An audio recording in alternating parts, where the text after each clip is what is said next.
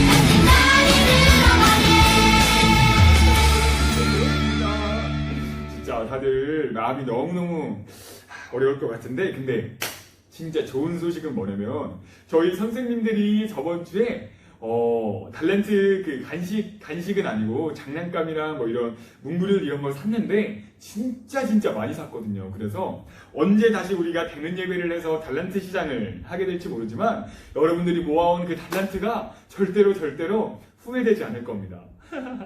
그래서 우리가 조금만 더 기대하는 마음으로 이 달란트 시장을 기도하면서 기다렸으면 참 좋을 것 같습니다. 그럼 오늘도 우리가 함께 하나님과 성령님과 예수님과 예배를 함께 드리도록 하겠습니다. 모두 가슴에 손을 얹고 앞에 있는 선생님을 따라해 주시기 바랍니다. 하나님께서 우리를 만드셨습니다. 하나님께서 우리를 만드셨습니다.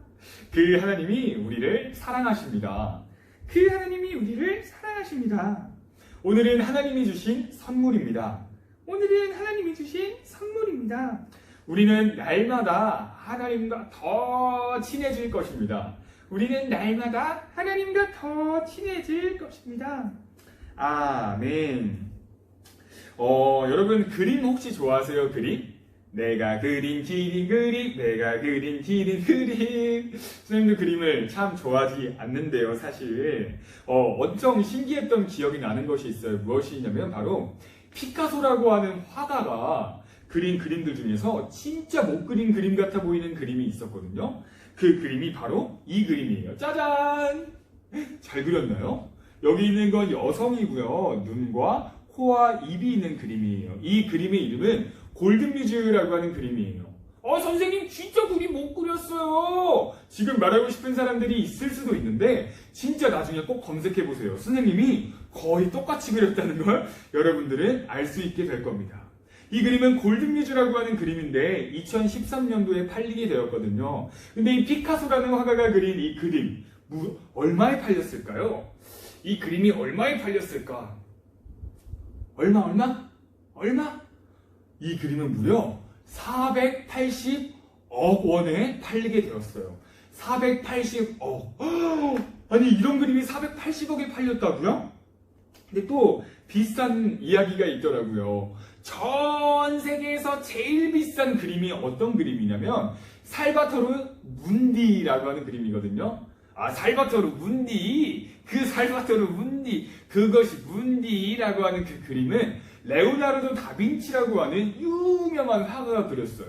어디 한 번쯤 들어봤죠? 레오나르도 다빈치? 그 유명한 화가가 그린 살바토르 문디라고 하는 그림이 전 세계에서 제일 비싼데요. 이 그림은 나중에 팔리게 되었을 때 4,900억 원에 팔리게 되었어요. 와! 4,900억 원?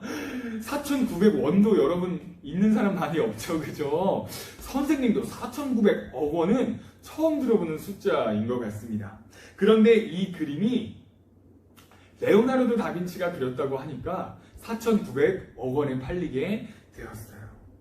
맞아요. 사실 이 살바토르 문디라고 하는 그림은 지금부터 60년 전에 어떤 경매장에서 팔리게 되었었거든요. 근데 그때는 6만 원에 팔렸어요. 6만 원. 그냥 잘 그린 그림 같은데 이 그림 6만 원 하고 팔았는데 60년이 지난 후에 누가 그렸다고 하니까 레오나르도 다빈치가 그렸다고 하니까 4,900억 원에 팔리게 된 겁니다. 이것처럼 우리는 어떤 작품은 누가 만들었냐에 따라서 그 작품이 엄청나게 다른 가치를 갖게 돼요.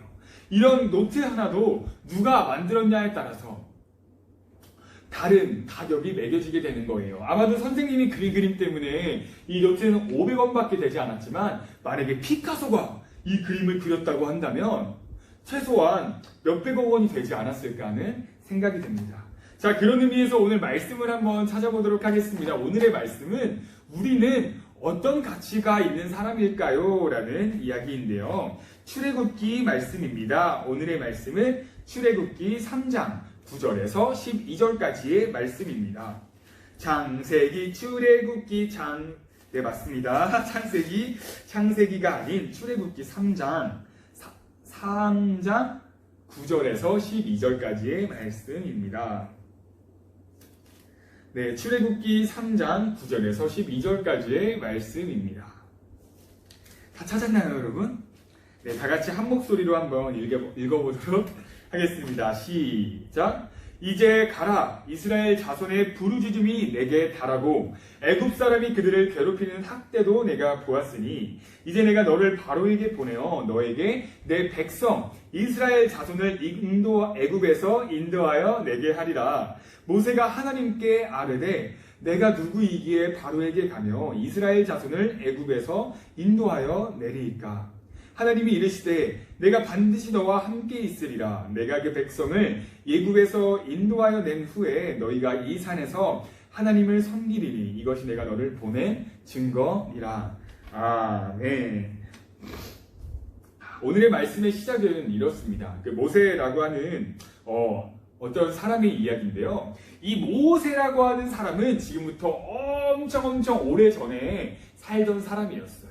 이스라엘이란 나라가 생기기도 전에 있던 사람인데 태어나서부터 40살이 될 때까지는 이집트에서 크게 돼요. 근데 이스라엘 사람이긴 한데 이집트에서 크게 되는 신기한 경험을 하게 되는 거죠. 근데 40살이 될 때까지 이집트에서 왕자로 생활하게 되다가 어떤 사건이 있게 돼서 거기서 도망을 치게 되거든요. 호다다다다다닥 해서 미디안이라는 곳으로 가게 되고 그 미디안에서 평생 이집트에서 발견되지 않기 위해서 자신이 도망 나온 곳이니까 거기서 네 하는 양을 치며 살게 됩니다. 40년은 이집트에서 왕자로 살다가 40년은 도망자 신세로 미디안에서 양치기 생활을 하게 돼요. 그럼 40년 더하기 40년이 되니까 모세의 나이가 몇 살이 되었었을까요? 네, 맞아요. 바로 80살이 되었을 때입니다. 80살이 되어서 할아버지가 되었을 때 어느 날 길을 지나가는데 신기한 경험을 하게 돼요. 아이고, 내 허리가 벌써 이렇게 아파졌구만. 근데 아니 저 나무는 뭐지? 하고 딱 보니까 그 나무가 잎이 하나도 없어. 나뭇가지만 이렇게 있는데 불에 활 타고 있는 걸 보는 거예요. 근데 신기하게도 나무가 하나도 타지 않아. 근데 불이 붙어 있어. 불이 붙어 있는데 타고 있지 않은 그 나무를 본 모세 할아버지. 어떻게 저런 나무가 있다는 거지? 일단은 가보자 하고 딱 가고 있는데 그때 하나님의 음성을 듣게 됩니다.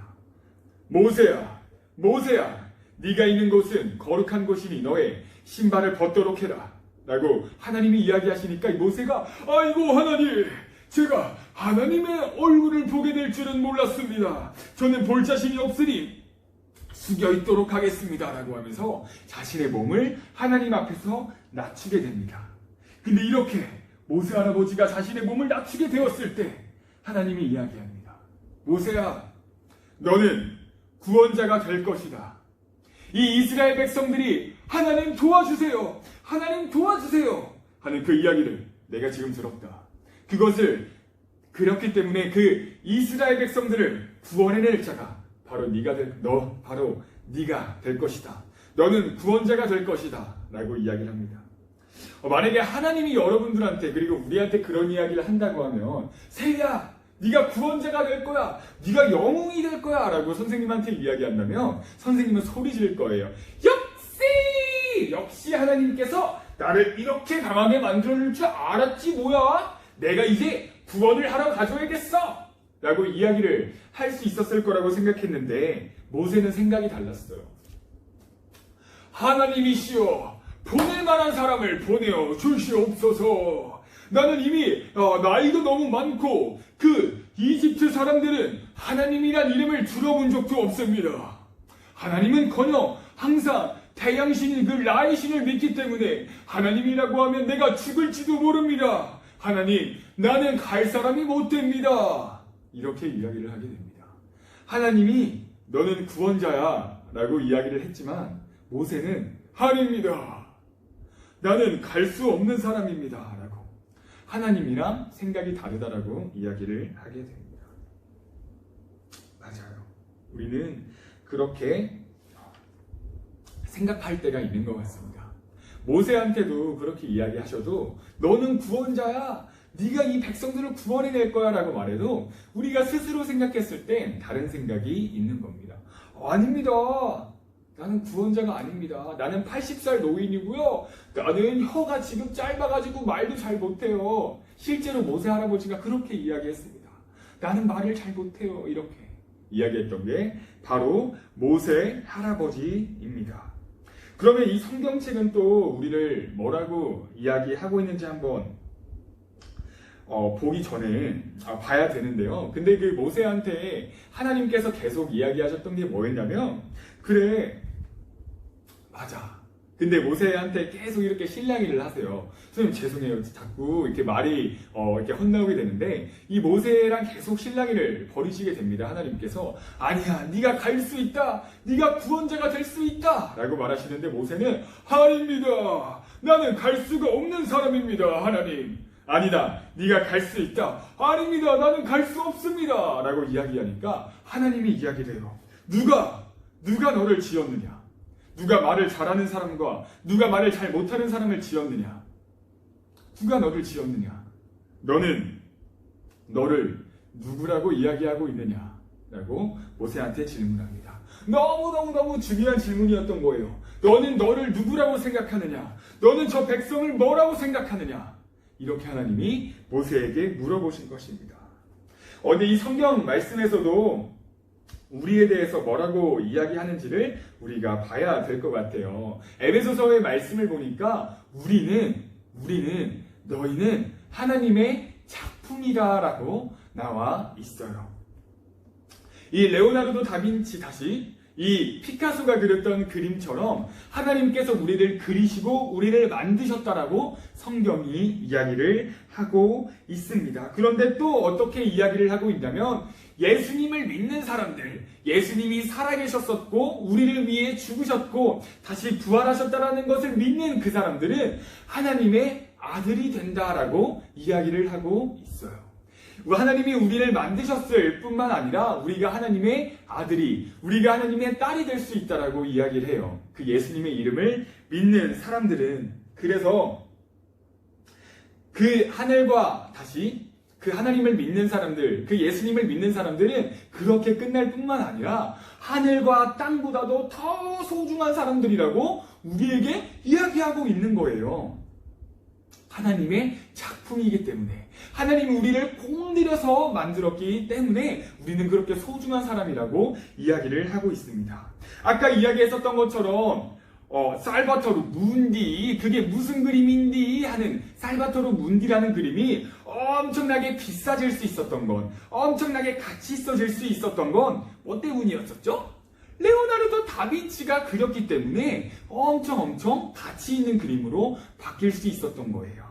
우리가 과학 시간에 앞으로 배우게 될 내용을 들어보면요, 우리는 그냥 우연히 생긴 사람들처럼 보여질 수 있어요. 그냥 지구가 빅뱅으로 뻥 터지고 나더니 이 우주가 생기게 되었고, 지구라는 행성 하나에 수많은 생물들 중에 하나에 불과해. 사람은 그냥 그런 존재인 거야 라고 우리는 배우게 되겠지만, 하나님은 우리에게 다시 말씀하십니다.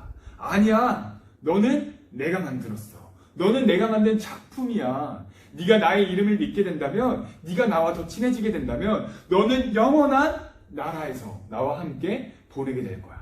내가 너랑 함께 하고 있어라고 이야기를 하고 있는 겁니다. 그래도 우리의 반응은 비슷할 수 있어요. 아니에요 하나님, 근데 제가 생각했을 때는 저는 그렇게 별로 그런 것 같지 않은데, 나는 그렇게 하나님의 사랑 많이 받는 것 같지는 않고 하나님의 작품 정도는 아닌 것 같아요 라고 생각할 수 있어요. 누구처럼요? 모세 할아버지처럼. 아닙니다 하나님, 나는 갈 사람이 되지 못합니다. 근데 만든 사람이 그렇다고 하면 그런 거예요. 이 그림도 엄청 못 그린 것 같아도 피카소가 이 그림 그렸다고 하면 가치 있어지는 거예요. 우리가 생각했을 땐 달라도 하나님이 우리한테 너는 소중한 사람이야, 너는 작품이야, 너는 내 아들이고 내 딸이야 라고 하면 그렇게 되는 거예요. 내가 아니라고 아무리 말해도. 나중에 모세는 어떻게 되어지냐면, 모세는 진짜로 이스라엘 백성들을 구원해내는 할아버지가 돼요. 모세가 생각했을 때 별로 자기는 훌륭한 사람이 아닌 것 같아 보였었지만 하나님이 함께 하시니까 훌륭한 사람이 되는 거예요. 홍해를 가를 뿐만 아니라 목마른 사람들한테 물을 줄 수 있는 사람들이 되어지고요, 하나님의 말씀을 처음으로 받는 첫 번째 사람이 바로 모세가 되어지는 거예요. 여러분들이 우리가 스스로 생각했을 때 어떤 사람이야, 나는 이런 사람이고 나는 저런 사람이야 라는 생각이 들 수 있어요. 그런데 그것보다도 훨씬 더 중요한 건 여러분을 만든 하나님께서 여러분들한테 물어보고 계신다는 겁니다. 너는 너를 누구라고 말하고 있니? 너는 너를 누구라고 생각해? 내가 이 성경을 통해 너희들한테 이야기했잖아. 너는 내가 만든 작품이야. 그리고 너는 돈을 주고 산 것도 아니다. 예수님이 십자가에 못 박히셔서 피를 엄청 흘리셨는데 그 피값으로 너를 산 거야 라고 이야기하고 계십니다.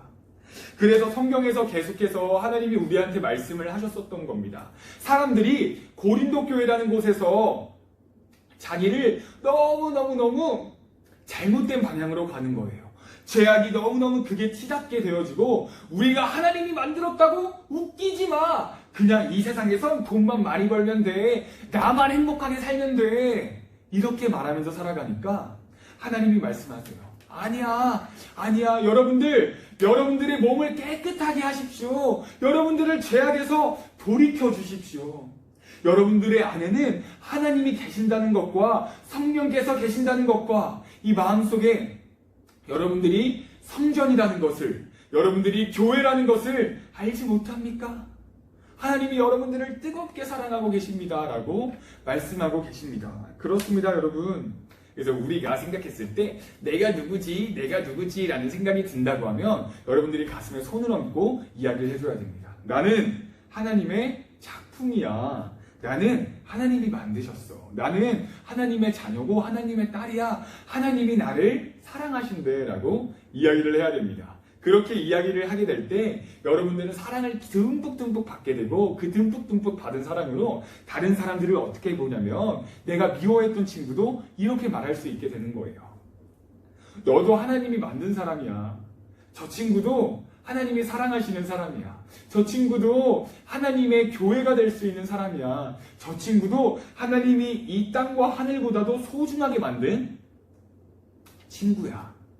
그래서 우리가 받은 사랑들 때문에 우리도 다른 사람들을 사랑할 수 있게 될 겁니다. 하나님이 여러분들을 사랑하니까요. 자, 그래서 우리가 하나님께 기도할 겁니다. 다른 얘기할 줄 알았죠? 아니에요. 우리는 또 이제 기도로 예배를 마치려고 할 겁니다. 모두 손을 모아서 그 하나님께 기도할 수 있기를 원합니다. 뭐라고 기도를 해야 되냐면 하나님이 우리를 어떻게 생각하십니까? 라고 물어봐야 돼요. 하나님, 지금 여기 계세요? 하나님, 제 이름을 알고 있나요? 하나님, 내가 진짜 소중한 사람인가요? 하나님, 내가 미워하는 저 친구가 진짜 소중한 사람인가요? 라고 물어봐야 돼요. 그렇게 물어보고 하나님이 그러면 대답해 주실 거예요. 여러분들의 마음 속으로, 여러분들의 생각 속으로 하나님이 찾아오실 거고 여러분들을 사랑한다라고 말씀해 주실 것입니다. 다 같이 손을 모아주시기 바랍니다. 네, 손을 모아서 이제 하나님께 말씀드리도록 하겠습니다. 눈을 감고 지금부터 2분 동안 기도하도록 하겠습니다. 왜 시계가 안 움직이죠? 기도하겠습니다.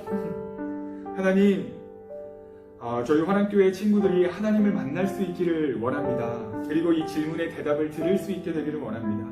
그 시기가 언제가 될지 모르지만 하나님이 분명히 그 마음들을 만져주셔서 이루어주시기를 원합니다. 이 아들들의 마음들을, 이 딸들의 마음들을 살처럼 부드럽도록 도와주셔서 아무것도 아닌 이 설교지만 하나님의 말씀이 심기어지게 하여 주시고 이 가정에서 말씀으로 양육되어지게 하여 주시고 가정에 하나님을 믿지 않는 가정이 있다고 하더라도 이 아이들을 통하여서 그 가정이 하나님의 사랑으로 듬뿍 채워지는 가정 될 수 있도록 도와주시옵소서. 하나님, 우리는 알고 있습니다. 이 아이들은 우연히 태어난 존재들이 아닙니다. 하나님, 사랑받는 딸들로, 사랑받는 아들들로 자라게 될 뿐 아니라 이 아이들이 다른 사람들을 사랑하는 법을 배울 수 있는 아이들로 성장할 수 있도록 주님께서 도와주시고 축복하여 주시길 원합니다. 이 아이들이 지금 하나님께 질문할 때 하나님이 말씀하여 주시길 원합니다.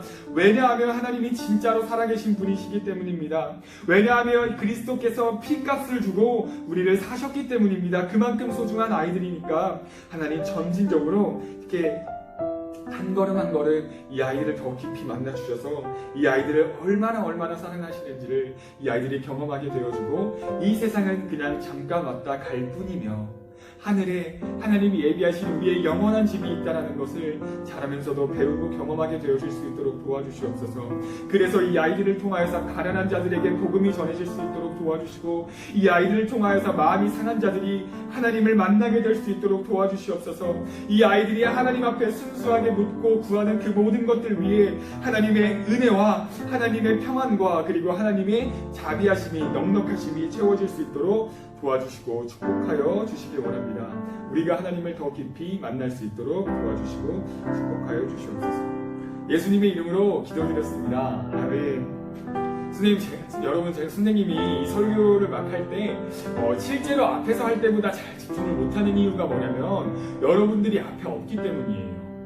여러분들을 앞에 두고 여러분들과 함께 예배를 드리고 싶은데 그러질 못하고 있다 보니까 벽을 보고 하는 느낌이 들어서 그래서 집중을 좀 잘 못하는 것처럼 보여질 수 있는데도 선생님의 마음의 뚜껑을 이렇게 열어보면 여러분들을 향한 사랑들이 여기 안에 꽉 차 있답니다. 그러면 이제 우리가 주리dom은 외우고 오늘의 예배를 마치도록 하겠습니다. 제자들에게 예수님께서 이렇게 가르치셨습니다. 너희는 이렇게 기도하라. 하늘에 계신 우리 아버지의 이름을 거룩하게 하시며 아버지의 나라가 오게 하시며 아버지의 뜻이 하늘에서와 같이 땅에서도 이루어지게 하소서. 오늘 우리에게 일용할 양식을 주시고 우리가 우리에게 잘못한 사람을 용서하여 준 것 같이 우리의 죄를 용서하여 주시고 우리를 시험에 빠지지 않게 하시고 악에서 구하옵소서. 나라와 권능과 영광이 영원히 아버지의 것입니다. 이따 줌에서 만나겠습니다.